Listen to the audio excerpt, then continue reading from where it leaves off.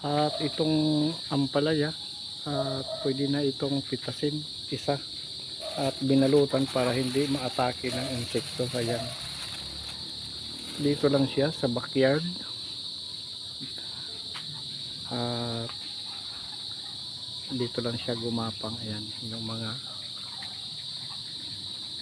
ano niya, yung mga dahon.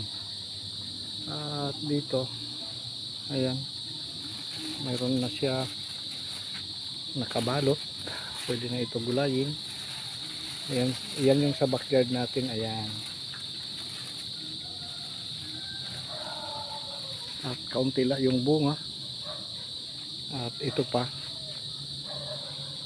mayroon pa diyan follower na isa. Ayan, nakabalot din siya. Ayan yung dwarf na nyug. Dito lang siya sa puno at dito lang tinanim. Ayan, so harvestin na ito. Ayan, at binalot para hindi ano siya. Ayan, yun, ang ganda mga katanim. At ayan, ang haba niya, laki. Sa backyard lang po pwede na tayo makagulay. Ayan, mga 1/4 kilo siguro.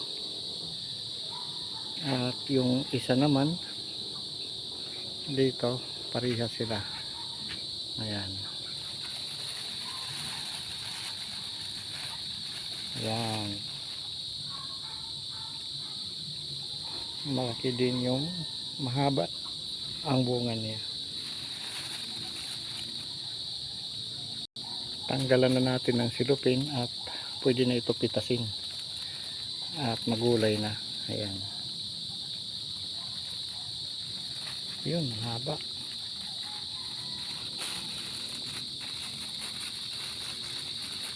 Ayan siya. Ayun, ay medyo hapon na at hindi na masyado maliwanag yung pag videos natin. Ayan po yung mga backyard natin sa pananim. At makakapagulay na rin tayo, lalo na ito. Ayan,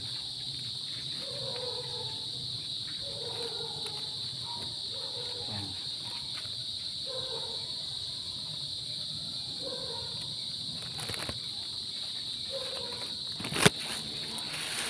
At itong isa, hindi pa masyado, maliit pa siya.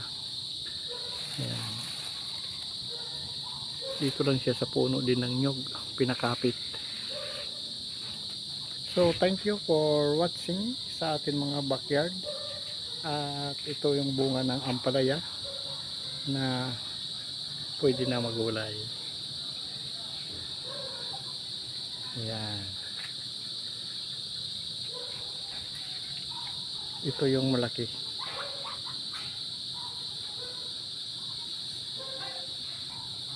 At sa mahilig po magtanim, ganito lang po. At pag gusto maggulay, meron na kaagad mapipitas.